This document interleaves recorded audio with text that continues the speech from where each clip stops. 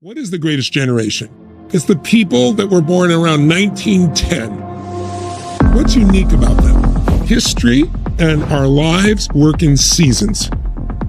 So think of it this way. 0 to 21 is springtime. What are the qualities of springtime? Growth is hard or easy.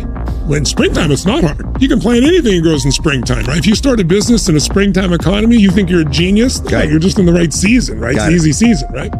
But every season is followed by a challenging season, then an easy season. It's like when the real tough night comes, you get the daylight. You know, it's like if you were God, wouldn't you set up that way? It's how we grow. 0 to 21 is not the same for all of us. Some of us had to go to work at 7 or 8 years old to take care of our family. Some of us went through physical trauma and so forth. However, you're still not the one who goes to war. You're still having someone feeding you to some extent. Someone's looking out for you, and it's the place where we get poured into it. Education, belief systems. We're learning and we're absorbing like crazy. 0 to 21 is a random number. Some people, it's 16 that they really change seasons, but that's the first stage. Now you go from 22 to 42. That's summertime. That's where you're tested. All studies show people 22 to 42 are the most unhappy in their lifetime usually. And the reason is because you think you've learned everything and you've been somewhat protected or a lot protected. And now you think you're invincible. I'm going to be president of the United States. I'm going to be a multi-billionaire. I'm going to have 100 relationships and everybody's going to be happy simultaneously.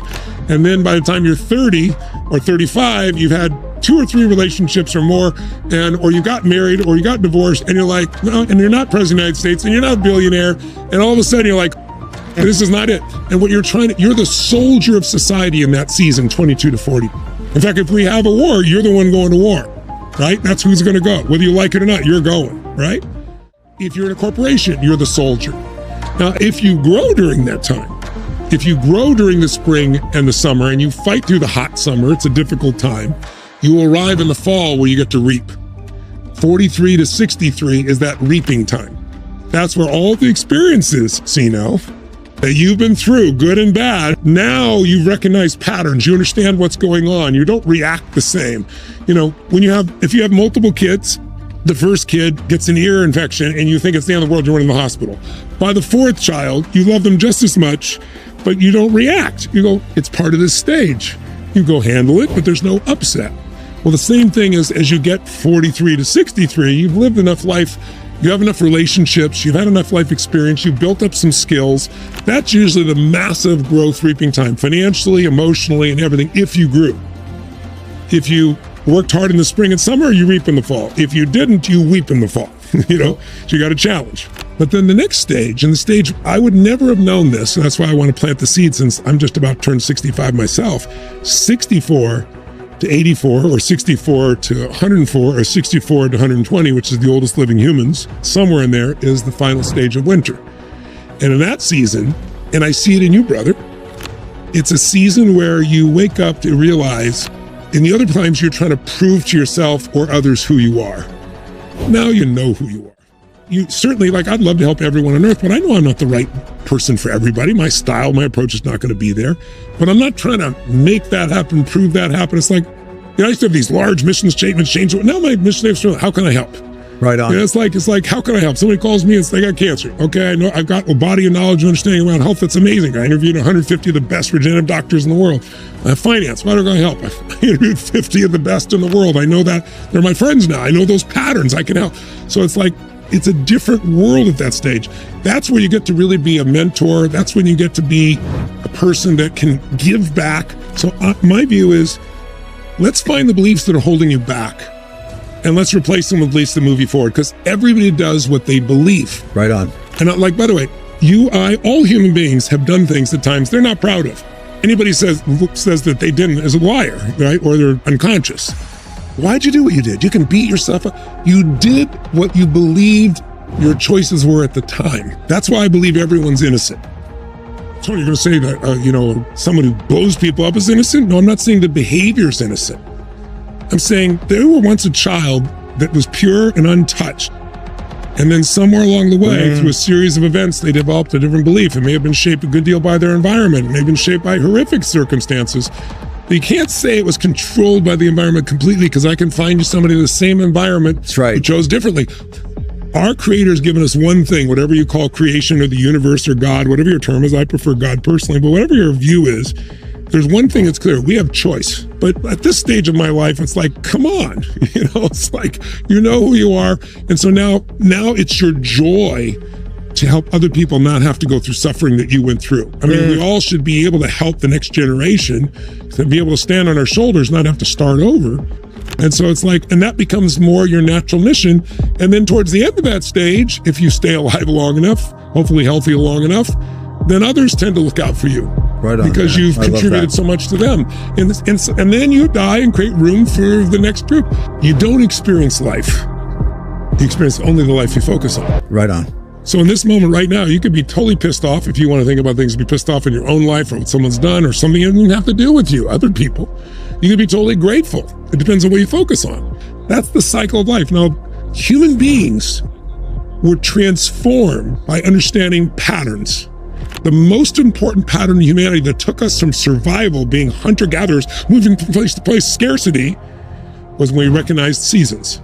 When we recognized seasons, we discovered, wow, I could do the right thing at the wrong time and I get nothing but pain. If everybody does what they believe. Right on. You did what you believed your choices were at the time.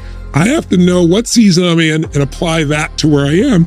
And if I want to stay here, I got to plant in the spring. I can't expect it's going to show up like some people plant and like, well, where's the result? Are you new? It takes a while. You got to go through all the seasons. So then you go through the summer and you fight through the hot summer and keep growing. And then you reap in the fall. And oh, by the way, while you're reaping, you're not stupid. You save some for the winter. So when the tough times come, you're able to grow and expand and have a great time with your family. And then the season begins again. And the good news is what follows every winter is spring. What follows the harsh, dark night of the soul is that beautiful new life or morning. What's more important for you to experience in life? The skills to make you have a fulfilled and happy life, or the skills, practical skills to have financial security or freedom? In the 60s and 70s, what do you think 81% of college students said? It's the happy life. Happy life. Yeah. What do you think they said in the 80s, 90s, and 2000s? Give me that bread, brother. That's right. It's pragmatic. Yeah. So now what season are we in today? We're in a season of history. Would you say it's springtime? Is it summer? Is it fall? Or is it winter?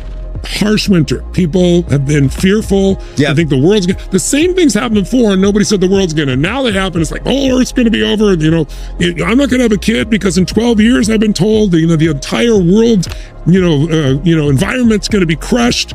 I mean, the level of it's winter. Now I don't know. I'm not a forecaster, but if you study historians, will tell you we're probably 3/4 the way through it. We're not done.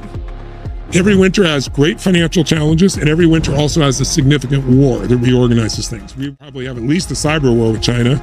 We're kind of in it to some extent right now, but something, and then people get tired of being upset. They get tired of the fighting, and then peace ensures for a lot of time, and things change. You can look at this history over and over. Mm-hmm. So the ideal is a cocktail between present and future, and where when you do touch the past, it's the grateful things of the past. So why I'm telling you this is, the millennial and Z generation, when I hear people criticize them, I understand why they might feel that way because they think that they've been pampered. They have been. They don't think they have been because they have no other reference. But they didn't do that. They just experienced it.